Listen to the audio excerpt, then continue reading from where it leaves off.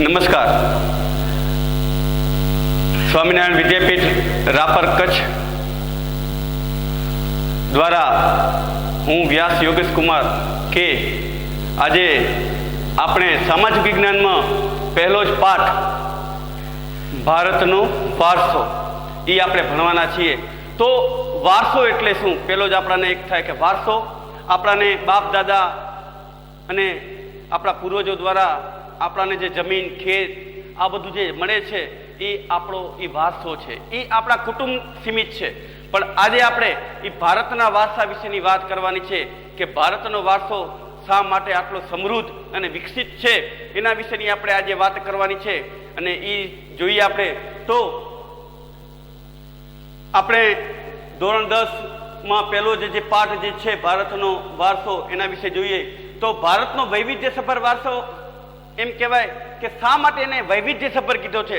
તો વૈવિધ્યસભર એટલે એના માટે એમ કહેવાય કે ભારતની આ ભૂમિ ઉપર ઘણી બધી પ્રજાઓ એ આવી અને પોતાની સંસ્કૃતિની અમિટ છાપ એ અહીંયા એ આપણાને મેળતી ગઈ અને એના કારણે અલગ અલગ પ્રજાઓના દ્વારા એ આપણો એ ભારતીય સંસ્કૃતિનો જે વારસો છે અને ભારતની જે સંસ્કૃતિ જે છે એ ભિન્ન ભિન્ન એ આપણાને જોવા મળે છે. આપણે આગળ વાત કરીએ તો ભારતીય સંસ્કૃતિના લોકોની એક મુખ્ય બાબત એ છે કે શાંતિપ્રિય અને વેપારી છે. કેવી છે? શાંતિપ્રિય અને વેપારી છે. કારણ કે એમ કહેવાય કે સર્વે ભવંતુ સુખીન સર્વસંતુ નિરામય સર્વભદ્રાણી પશ્યંતુ મા દુઃખ ભાગ ભવેત. અનુસંધાનમાં વિશ્વનું કલ્યાણ વિશ્વની શાંતિ ઈચ્છતી એ આપણી આ ભારતની પ્રજા જે છે. આગળ બીજી વાત કરીએ તો સતચિત્ત અને આનંદ. સતચિત્ત અને આનંદની સંસ્કૃતિ એ ભારતીય સંસ્કૃતિ છે. અને આગળ આપણે વાત કરીએ કે આ ભિન્ન ભિન્ન સંસ્કૃતિ સાથેના આદાન પ્રદાન દ્વારા એ ભારતીય સંસ્કૃતિ એ એમ કહેવાય કે ફૂલી અને ફાલી અને વિકસિત અને સમૃદ્ધ પણ બની છે. આગળ આપણે વાત કરીએ તો ભારતની સંસ્કૃતિ અને વારસો આટલો સમૃદ્ધ શા માટે? તો ભારતની પ્રજાની પોતાની બુદ્ધિ આવડત આ બધાના કારણે એમ કહેવાય કે ભારતીય સંસ્કૃતિ જે છે એ એકદમ સમૃદ્ધ બની છે. આપણે આગળનો ટોપિક જોઈએ તો ભારતીય સંસ્કૃતિમાં આપણે સંસ્કૃતિ અને વારસા વિશે જોયું તો પહેલા આપણે જોયું તો સંસ્કૃતિનો અર્થ શું? તો સંસ્કૃતિ એટલે કે જીવન જીવવાની કળા. જીવન તમે કેવી રીતે જીવો છો એની જે કળા છે એના અનુસંધાનમાં અને એમ કહેવાય કે માણસના મૂલ્યો નીતિ નિયમો અને પ્રજામાં જોવા મળતા વેશભૂષા પહેરવેશ આ બધી જ એ સંસ્કૃતિની એ વાત છે. અને આપણે કહીએ કે સંસ્કૃતિ એટલે શું? તો એમ કહેવાય કે માનવ મનનું ખેડાણ. એમ કહેવાય કે ગુફાથી ઘર સુધીની જે વાત છે એ જ સંસ્કૃતિ છે.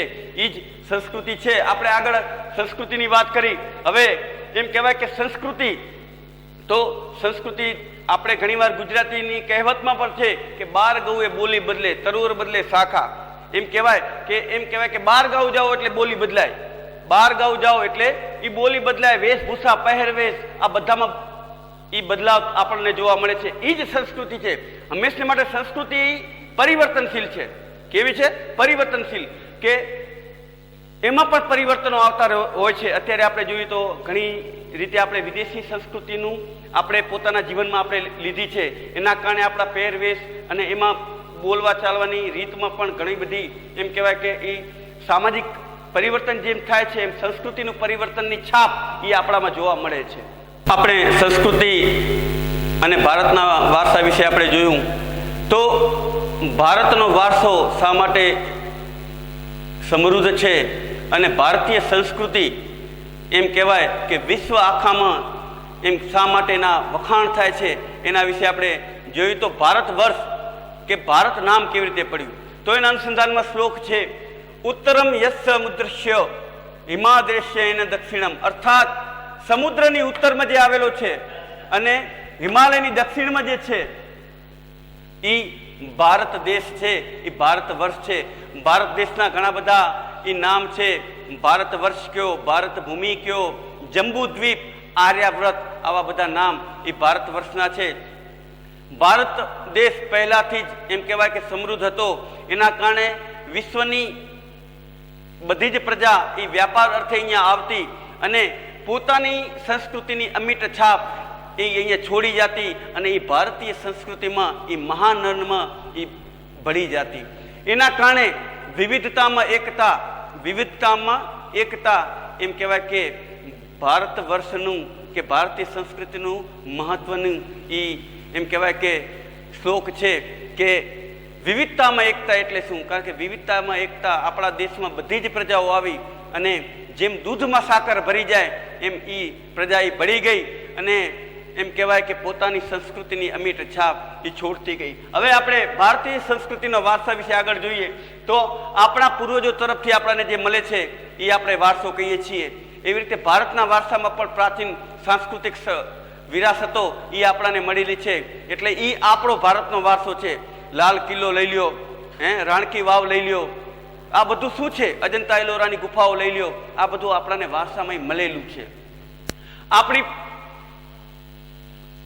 પ્રતિજ્ઞા પણ આપણે રોજ લઈએ છીએ, આપણા પાઠ્યપુસ્તકમાં પણ આપણે રોજ કહીએ છીએ કે ભારત મારો દેશ છે, હું મારા દેશને ચાહું છું અને મારા ભારત દેશના વૈવિધ્યપૂર્ણ વારસાનો મને ગર્વ છે.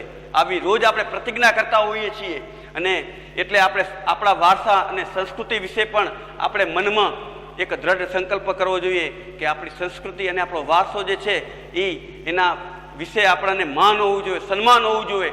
એની વાત આપણે આગળ જોઈએ તો ભારતના વારસામાં બે રીતે વહેંચી શકાય: પ્રાકૃતિક વારસો અને સાંસ્કૃતિક વારસો.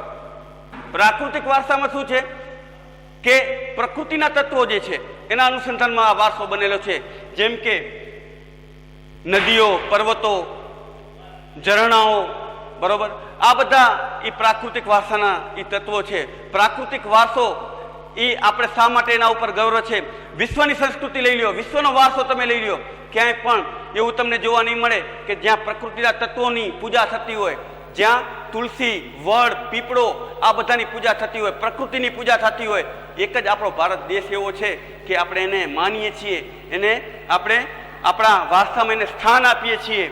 તો પ્રાકૃતિક વારસાની વાત કરીએ તો એમાં આપણે જોયું કે પર્વતો, નદી, ઝરણા, સાગરો, દરિયા કિનારા, ફળદ્રુપ મેદાનો, ખીણ પ્રદેશો, એના સિવાય એમ કહેવાય કે તહેવારો, લોક સંગીત, શાસ્ત્રીય સંગીત, ઋતુ અને પ્રકૃતિનો પણ આપણે સમાવેશ એમાં કર્યો છે આપણા પ્રાકૃતિક વારસામાં, બરોબર.